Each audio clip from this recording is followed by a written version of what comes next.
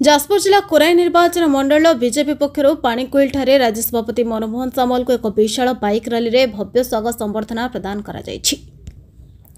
Core i BJP विधायक आकाश दास नायक अध्यक्षतार सुसज्जित तोरण में व्यासनगर सहर परिक्रमा करते अन्यतम अतिथि भाव जाजपुर सांसद डॉक्टर रवीन्द्र नारायण बेहेरा, समवाय मंत्री तथा सुकिंदा विधायक प्रदीप सामंत, धर्मशाला विधायक हिमांशु शेखर साहू, बड़चणा विधायक अमर नायक, पूर्वतन जिला सभापति गौतम राय प्रमुख अंशग्रहण कर कर्मी को उत्साहित करते।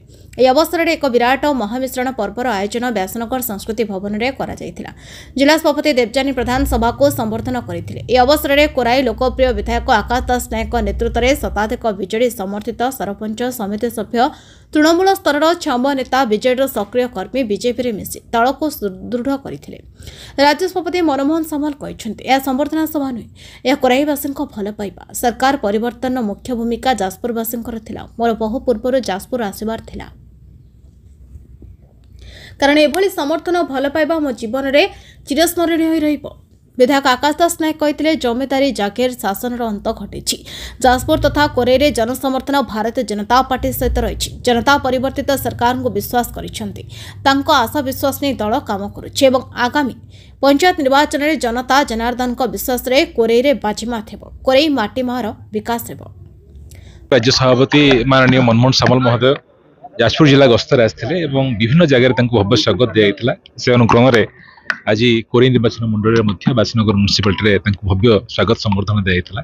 हजार हजार मोटरसाइकल रैली रे आज पाछड़ी निया। आज ये संस्कृति भवन में से एक दिग्दर्शन देले कि भाव में आम आगामी दिन में दलर संगठन को सुदृढ़ करवा और लोक सहित रहा, लोक सरकार लोक सहित रहा, लोक सुख दुख बुझा। तेणु से विषय आज आलोचना है।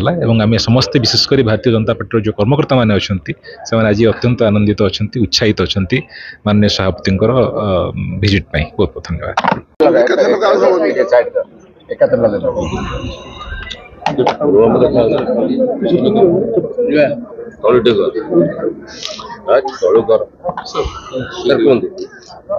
आज जाजपुर जिलार 2 दिनिया गस्तर मुझे आज छतियाठ आरंभ कर जाजपुर रोड में आम अच्छु कोराई विधानसभा। आज ये कार्यक्रम रे आम समस्त धन्यवाद देवाक आसी जे समस्ते अखंड परिश्रम करने कारण ओडिशा रे गोटे आज मोहन माझी नेतृत्व सरकार एवं आम 20 जन लोकसभा सदस्य को जितेबारे आम सरकार करिबारे जो माने निरविच्छिन्न काम करछंती, साधारण लोक आरंभ कर आम कार्यकर्ता पर्यंत समस्त धन्यवाद। कार्यक्रम आज निश्चित भाव में मो मन को आश्वस्त करछि। आमे आज विलंब रहे भी आज मु खुशी जे जाजपुर कार्यकर्ता माने आज भी निष्ठार काम करुछंती लोक समस्या समाधान करने। आज बहु लोक प्रतिनिधि, बहु अनुभवी अभिज्ञता संपन्न लोक आज धर्मशाला रे आम सहित योगदान करछंती।